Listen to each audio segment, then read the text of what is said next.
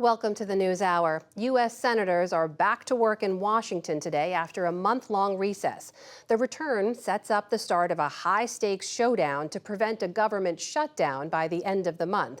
That will be a tough task. The Democratic-led Senate and Republicans in the House currently do not see eye to eye on spending priorities. The Senate gavelled into session days after Senate Minority Leader Mitch McConnell appeared to freeze up for more than 30 seconds during a press event in Kentucky, the second such incident in as many months.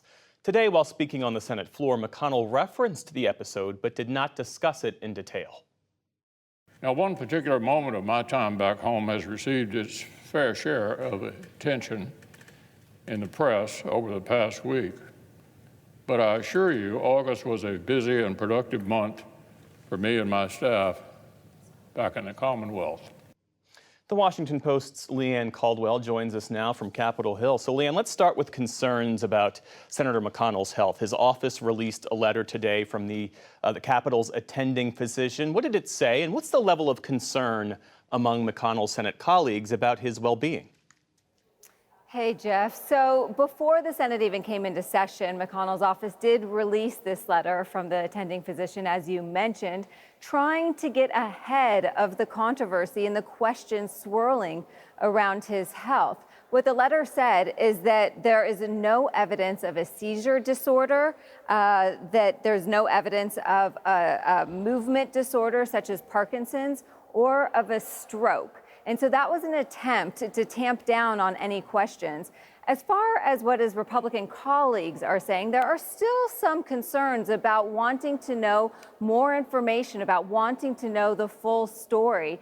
But I will say he has the support of his fellow Republican leaders. The number 2 Senator John Thune said today that he has the full support of McConnell.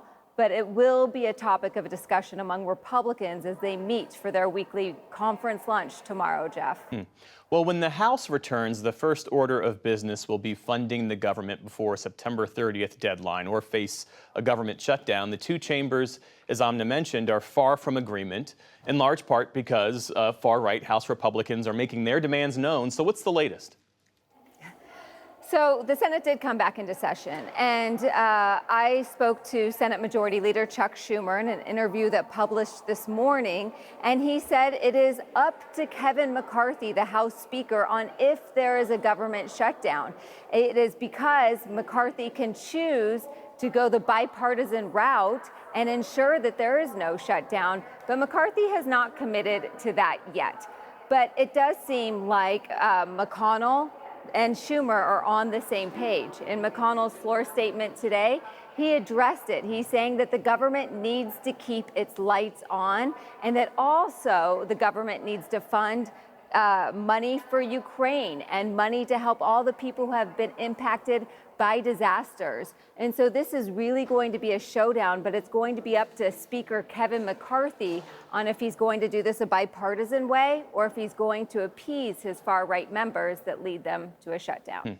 Well, shifting our focus back to the upper chamber, Senator Tommy Tuberville, the Republican from Alabama, he's facing new pressure to release his holds on military promotions. The secretaries of the Navy, the Air Force, and the Army wrote a rare joint op-ed accusing him of putting national security at risk. Is there any evidence, based on your reporting, that that will soften the hard line that Tuberville has drawn here?